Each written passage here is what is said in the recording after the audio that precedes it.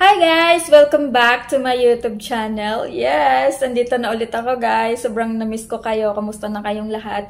Sana manonood pa rin kayo ng mga videos ko. So, ayun. Sobrang na-miss ko mag-upload ng mga ganitong video. Yung lagi niyong pinapanood dito sa aking YouTube channel. Ang Ilonggo Tagalog Translation.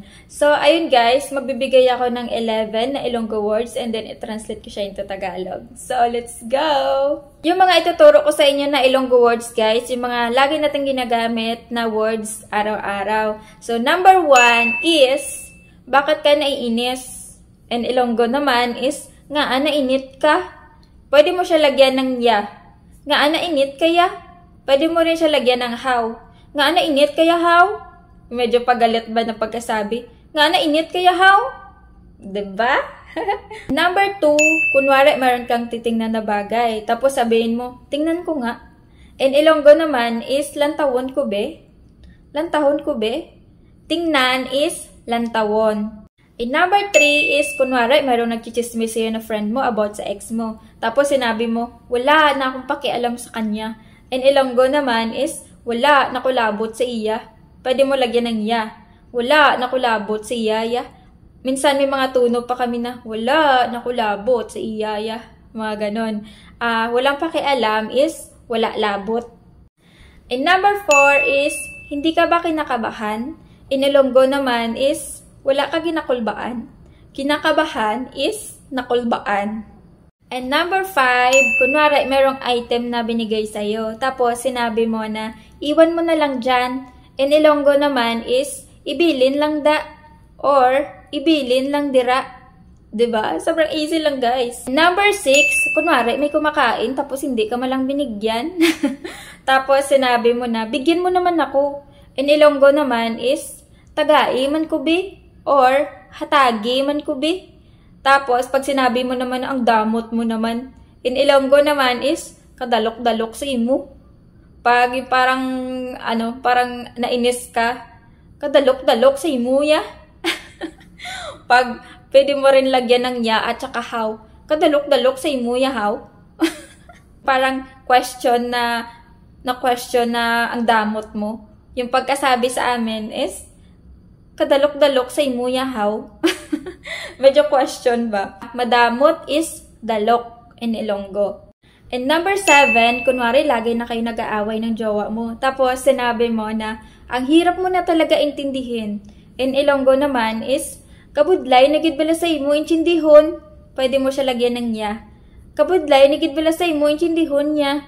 Tapos pag galit naman na pagkasabi, kabudlay nagid bala sa imo intindihon niya.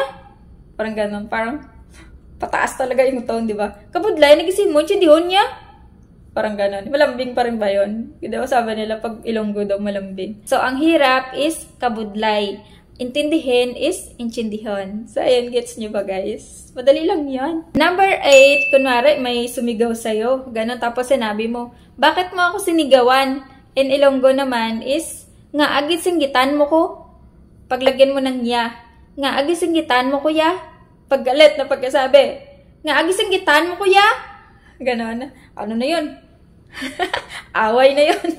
Pag ganun yung tone ng mga Ilonggo, ano na yun, parang mga inay ng tao. Galit na yan pag ganyan yung tono ng mga Ilonggo. Manda ka na. Tapos, pag sinabi naman sa Ilonggo, nababaliw ka na ba? And Ilonggo naman is, nagbuang ka na guro.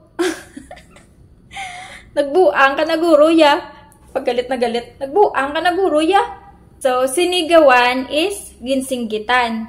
Baliw is, in Ilonggo, buang. Baliw ka ba? Buang ka ba? And number 9, kunwari nadapa ka, tapos yung friend mo tawang-tawa lang sa'yo. Tapos sinabi mo na, tinatawanan mo lang ako.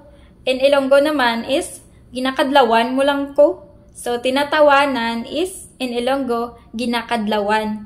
Nadapa naman is, dadasma. Nadapa ka ba? Dadasma ka? Number 10 is, nahihirapan na talaga ako. In Ilonggo naman is, nabudlayan na gid ko. Paglagyan mo ng ya, nabudlayan na gid ko ya. Hay, nabudlayan na gid ko ya. Anong gagawin ko? Ano himuon ko? Titigil na ba ako? Mauntat na ko. So, nahihirapan is nabudlayan. And last, number 11. Nakakapagod na talaga. And Ilonggo naman is, grabe, nagid ka kapoy. Paglagyan mo ng nya, grabe, nagid ka kapoy, Grabe, nagid ka kapoy, Ganun yung parang sukong-suko ka na talaga. Dahil pagod na pagod ka na, ganun. Grabe, nagid ka kapoy, So, nakakapagod is kakapoy. So, that's all for today's video, guys. Sana na-enjoy yung video na to and may natutunan ulit kayo sa akin. And don't forget to subscribe my YouTube channel. And sana patuloy niyo ako suportahan dito sa aking YouTube channel. And comment lang kayo sa baba, guys, kung meron kayong mga questions or meron kayong mga words na gustong ipa-translate sa akin. So, ayun, guys. See you to my next video. Thank you for watching.